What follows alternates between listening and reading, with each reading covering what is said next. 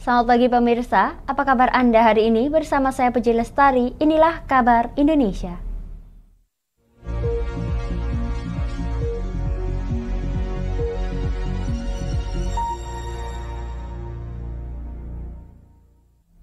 Pemirsa, Gubernur Bali Iwayan Koster meminta masyarakat untuk melaporkan wisatawan yang melanggar aturan pemerintah maupun adat ke pihak yang berwenang. Penegakan hukum diterapkan secara tegas tanpa khawatir akan adanya penurunan jumlah wisatawan mancanegara yang berkunjung ke Pulau Dewata Bali.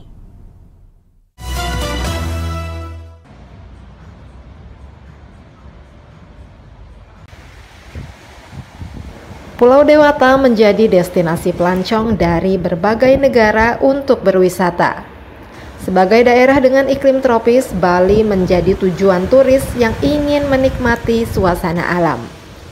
Tak hanya itu, keramahan masyarakat serta keunikan budaya dan adat istiadat Pulau Seribu Pura ini telah menjadi daya tarik yang tersohor sampai ke seluruh negeri. Namun, selepas masa pandemi COVID-19, sejumlah wisatawan mancanegara berulah di tanah para dewa ini. Mulai dari cara berkendara dan berlalu lintas yang tidak tertib, melanggar aturan visa dan waktu tinggal, bertransaksi menggunakan kripto sebagai alat pembayaran yang tak resmi, hingga berperilaku tak sopan saat berkunjung ke tempat suci masyarakat Bali. Aksi-aksi turis tersebut semakin membuat gerah masyarakat dan pemerintah Provinsi Bali. Gubernur Bali Iwayan Koster menegaskan tidak pandang bulu dalam menindak para turis nakal tersebut. Hal ini diungkapkan Koster dalam konferensi pers pada Minggu 28 Mei di Denpasar, Bali.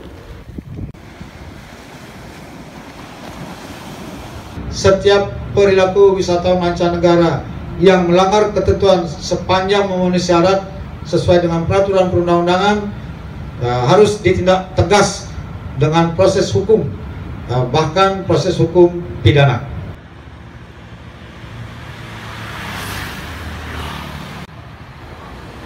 Dalam kegiatan yang sama, Kepala Kantor Perwakilan Bank Indonesia Provinsi Bali juga menegaskan bahwa pemerintah akan menindak turis yang melakukan transaksi pembayaran menggunakan kripto baik di hotel, restoran, maupun destinasi lainnya.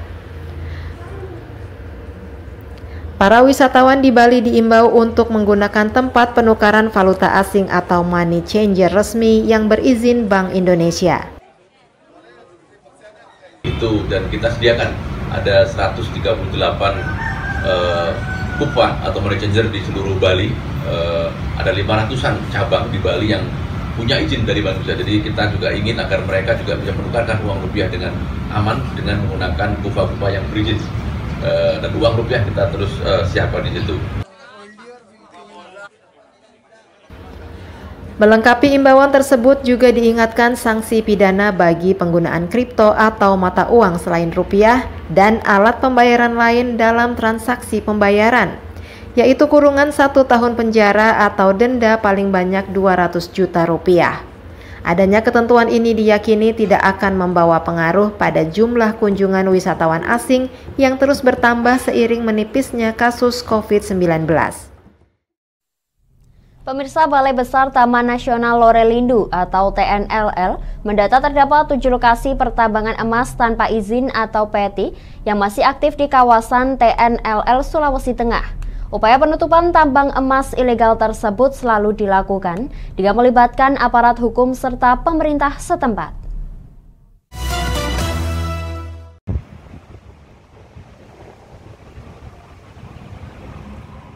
Hingga kini masih ada 7 lokasi pertambangan emas tanpa izin atau PETI yang beroperasi dan masih aktif di kawasan Taman Nasional Lorelindu yang terletak di Provinsi Sulawesi Tengah. 7 lokasi PETI tersebut diketahui berada di Desa Sidondo, Kabupaten Sigi, dan Desa Dongi-Dongi serta Desa Wanga di Kabupaten Poso. Kepala Balai Besar Taman Nasional Lorelindu, Titik Wurdiningsih, pada Rabu 31 Mei di Kota Palu mengatakan pihaknya telah menutup sebanyak 15 lokasi tambang emas ilegal. Upaya penyelesaian terbaik masih terus diupayakan, namun sinergi dengan berbagai pihak tetap terus dibutuhkan. supaya semua kita bisa saling bersinergi untuk menyelesaikan permasalahan-permasalahan peti terutama yang ada di Taman Nasional Lorelindo.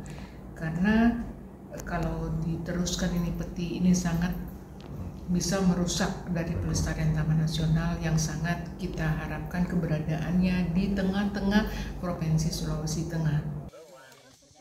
Untuk penutupan aktivitas peti yang ada di Desa Sidondo, Kecamatan Sigi Biromaru, Balai Besar Taman Nasional Lorelindo bekerja sama dengan pemerintah Kabupaten Sigi dan kepolisian setempat.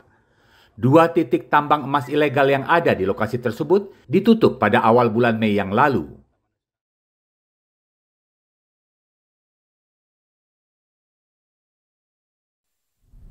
Pemirsa, Menteri Pertanian Syahrul Yassin Limpo meyakini pasokan beras nasional akan mencukupi kebutuhan konsumsi masyarakat meskipun Vietnam berencana memangkas ekspor berasnya hingga 44% mulai 2030.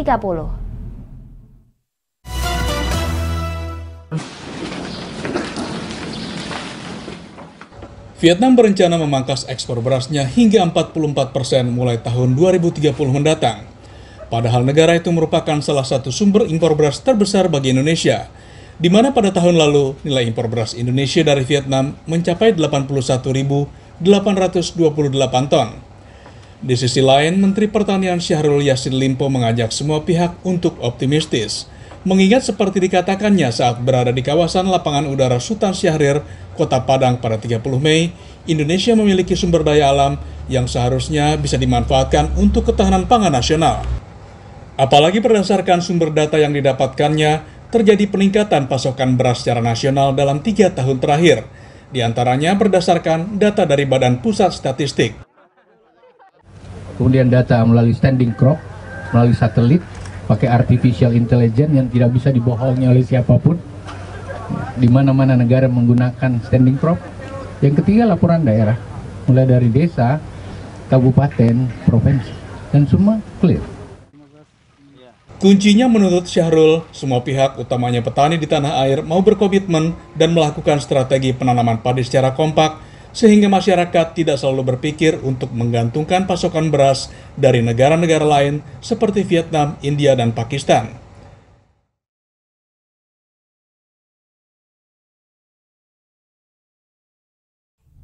Kami akan jeda sejenak pemirsa, tetap bersama kami di Kabar Indonesia.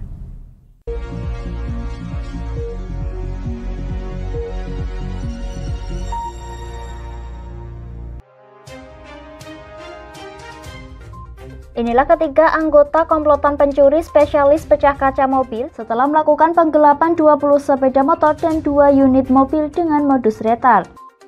Merangkum semua peristiwa sebagai berita yang penuh fakta. Bersama Puji Lestari, saksikan Jateng hari ini setiap Senin hingga Sabtu jam 4 sore hanya di Lingkar TV.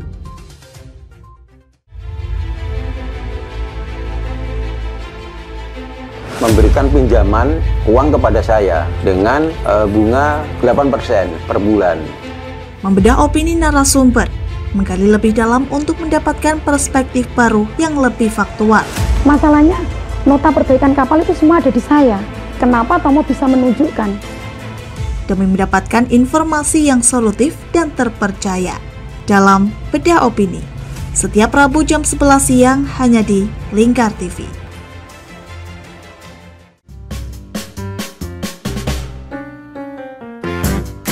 Mari pilih motif batik yang kamu suka di Batik Yuliati Warno. Memproduksi dan menjual batik tulis bakaran khas Pati dengan kualitas yang sangat istimewa.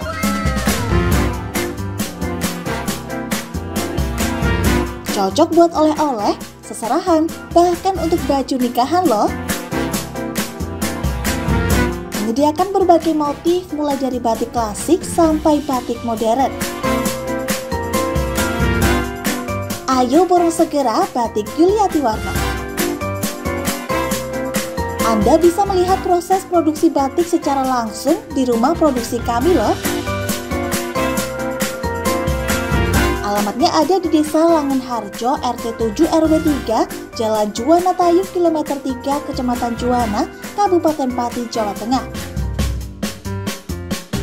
Atau Anda bisa menghubungi nomor telepon kami di 081 326 693 300. Ayo datang dan pilih motifmu segera.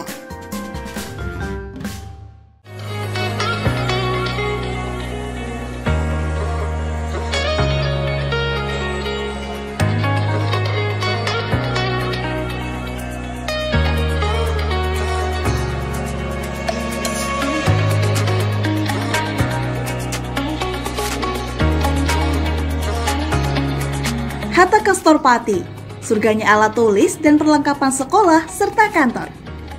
Mau cari buku? Ada. Mau cari alat tulis? Ada dong pastinya. Atau mau cari tas? Juga ada. Semuanya lengkap di Hatta Kastorpati. Kami siap melayani Anda dengan sepenuh hati.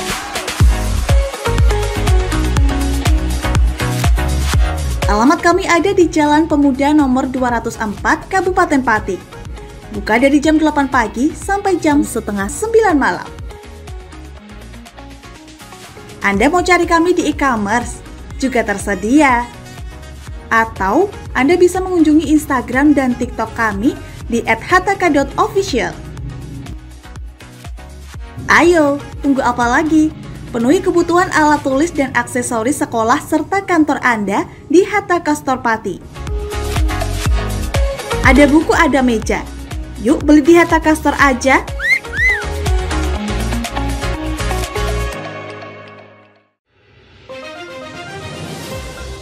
Modus kedua pelaku ini berpura-pura kehabisan bahan bakar kendaraan. Setelah pelaku dibantu, mereka kemudian melakukan kekerasan dan mengambil paksa sepeda motor korban. Saat tiba di lapangan terbang Okbab, rombongan langsung dihadang 5 orang yang mengaku sebagai anggota KKB. Yakni melakukan bujuk rayu kepada korban yang merupakan santriwati pada momen kegiatan belajar mengajar khusus. Menyajikan informasi-informasi hangat dan terpercaya bersama Kabar Indonesia, setiap Senin hingga Sabtu jam 7 pagi, hanya di Lingkar TV.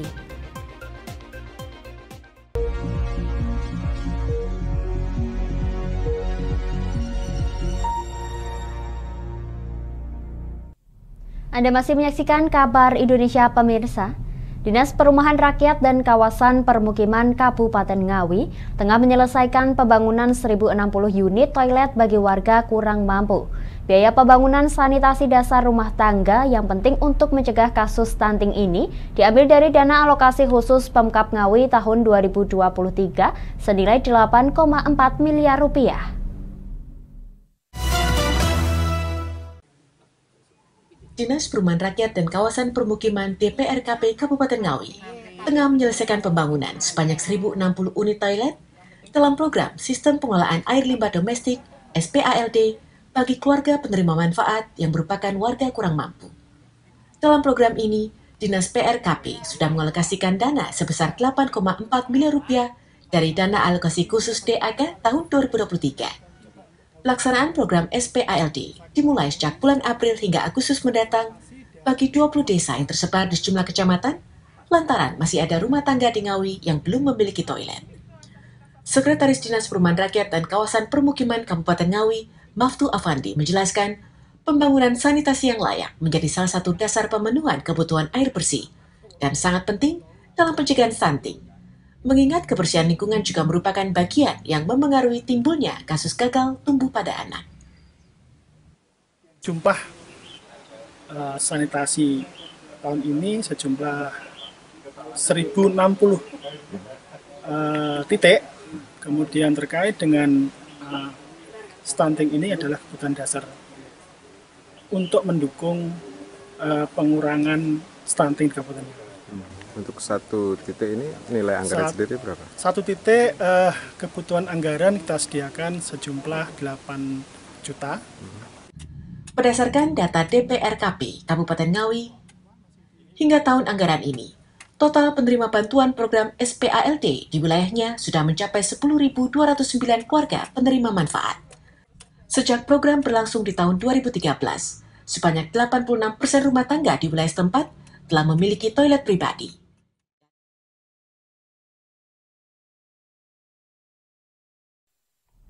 Pemirsa, Direktur Eksekutif Manajemen Pelaksana Program Kartu Prakerja, Denny Puspa Purbasari, menyampaikan 89% peserta prakerja termotivasi untuk belajar lebih lanjut. Hal tersebut disampaikan saat paparan hasil survei evaluasi program Kartu Prakerja di Jakarta.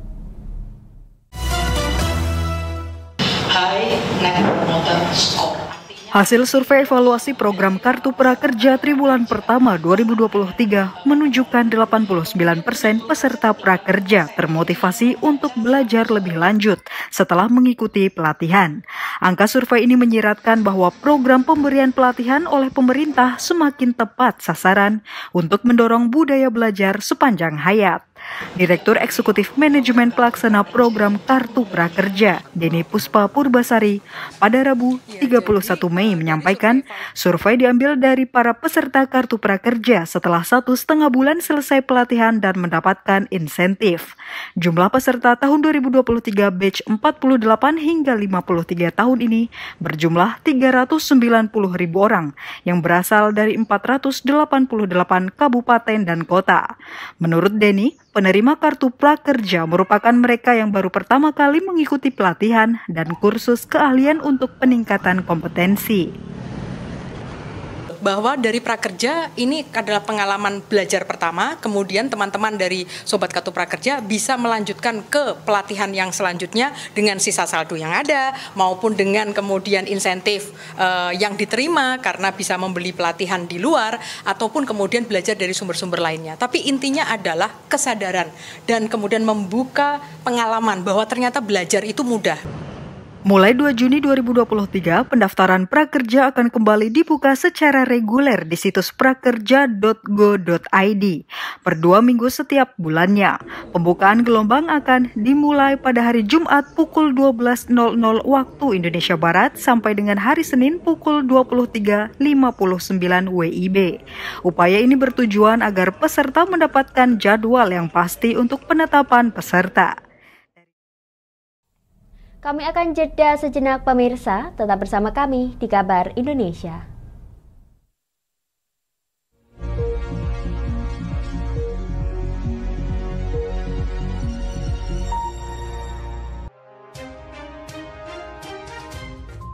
Inilah ketiga anggota komplotan pencuri spesialis pecah kaca mobil setelah melakukan penggelapan 20 sepeda motor dan 2 unit mobil dengan modus retard.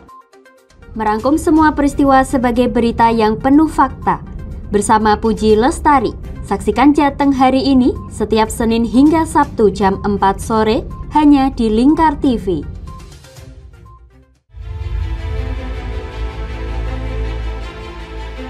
Memberikan pinjaman uang kepada saya dengan bunga 8% per bulan. Membedah opini narasumber, menggali lebih dalam untuk mendapatkan perspektif baru yang lebih faktual. Masalahnya, nota perbaikan kapal itu semua ada di saya. Kenapa Tomo bisa menunjukkan? Demi mendapatkan informasi yang solutif dan terpercaya dalam Bedah Opini. Setiap Rabu jam 11 siang hanya di Lingkar TV.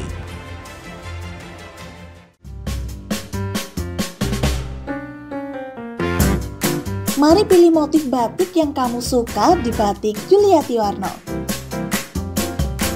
Memproduksi dan menjual batik tulis bakaran khas Pati dengan kualitas yang sangat istimewa.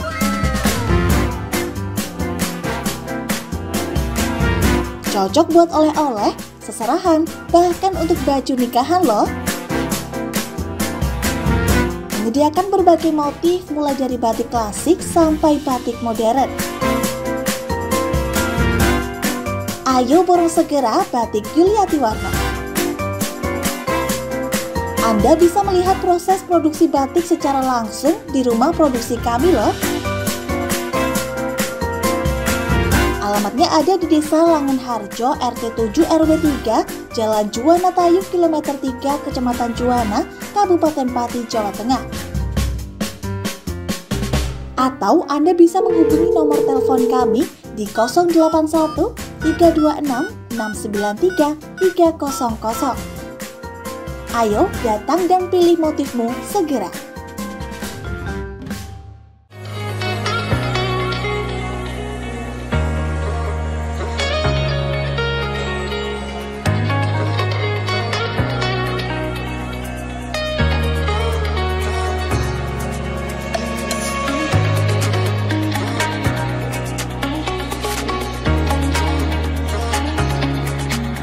Kastor Pati, surganya alat tulis dan perlengkapan sekolah serta kantor. Mau cari buku? Ada. Mau cari alat tulis? Ada dong pastinya. Atau mau cari tas? Juga ada. Semuanya lengkap di Hatta Kastor Pati. Kami siap melayani Anda dengan sepenuh hati.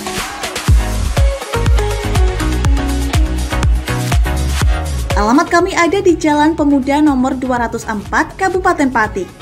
Buka dari jam 8 pagi sampai jam setengah 9 malam. Anda mau cari kami di e-commerce? Juga tersedia.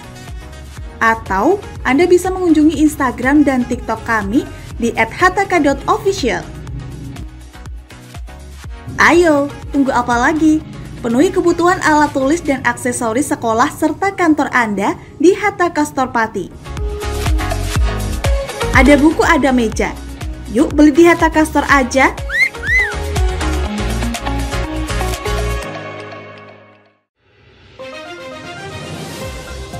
Modus kedua pelaku ini berpura-pura kehabisan bahan bakar kendaraan. Setelah pelaku dibantu, mereka kemudian melakukan kekerasan dan mengambil paksa sepeda motor korban. Saat tiba di lapangan terbang Okbab, rombongan langsung dihadang 5 orang yang mengaku sebagai anggota KKB. Yakni melakukan bujuk rayu kepada korban yang merupakan santriwati pada momen kegiatan belajar mengajar khusus. Menyajikan informasi-informasi hangat dan terpercaya bersama Kabar Indonesia, setiap Senin hingga Sabtu jam 7 pagi, hanya di Lingkar TV.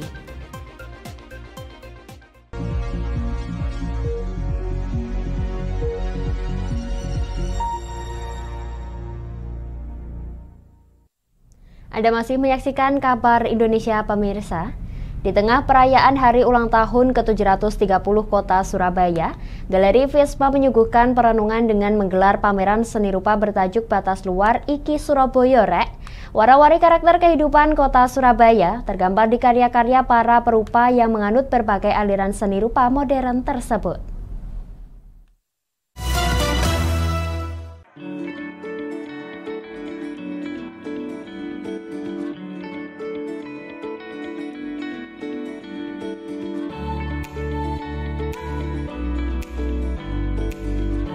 Kota Surabaya genap berusia 730 tahun pada 31 Mei 2023. Di tengah perayaan itu, Galeri Visma di Jalan Tegal Sari, Surabaya menyuguhkan alternatif perenungan dengan menggelar pameran seni rupa bertajuk Batas Luar Iki Surabaya Rek yang terbuka untuk umum mulai 30 Mei hingga 11 Juni 2023. Pameran ini menampilkan karya dari 20 perupa tingkat nasional asal Kota Surabaya. Karya puluhan perupa Surabaya dari berbagai aliran seni rupa modern itu memunculkan warna-warni karakter kehidupan Kota Surabaya yang majemuk.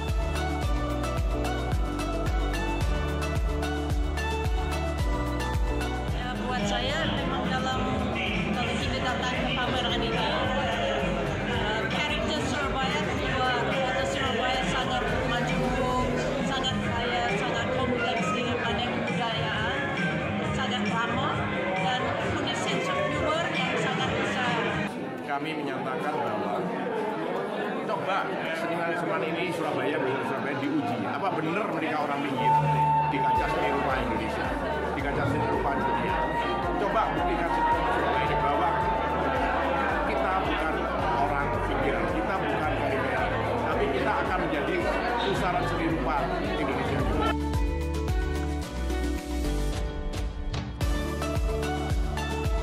Bagi Irawan, tema pameran tidak sekedar ingin menonjolkan warna-warni karakter Kota Surabaya melalui bingkai karya para perupa yang menganut berbagai aliran seni rupa modern, melainkan juga ingin mengangkat kualitas para perupa asal Kota Pahlawan agar menjadi pusat perhatian dalam kancah seni rupa Indonesia. Selama ini, kiblat seni rupa modern Indonesia hanya mengacu pada karya-karya perupa asal Yogyakarta, Bandung, dan DKI Jakarta.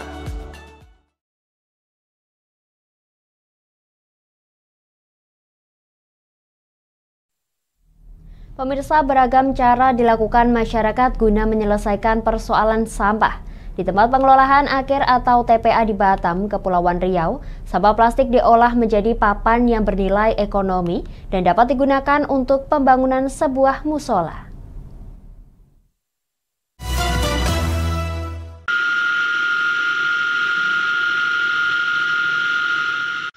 Beginilah aktivitas pengolahan sampah plastik di tempat pembuangan akhir TPA Punggur, Kota Batam, Kepulauan Riau.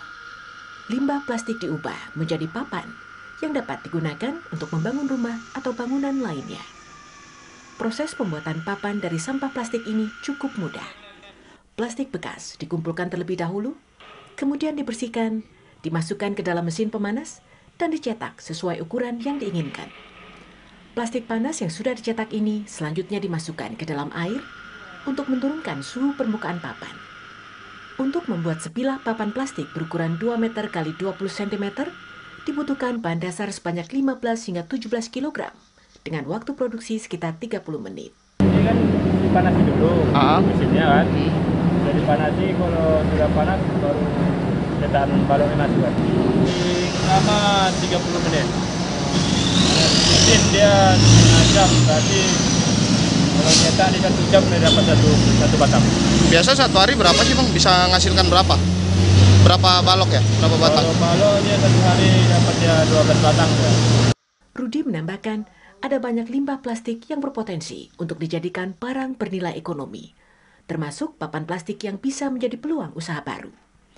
Dia mengaku ide membuat papan dari sampah plastik berawal dari banyaknya limbah plastik di TPA Punggur. Selain membantu penyelesaian masalah sampah, papan yang dihasilkan akan digunakan untuk pembangunan mushola di TPA Punggur.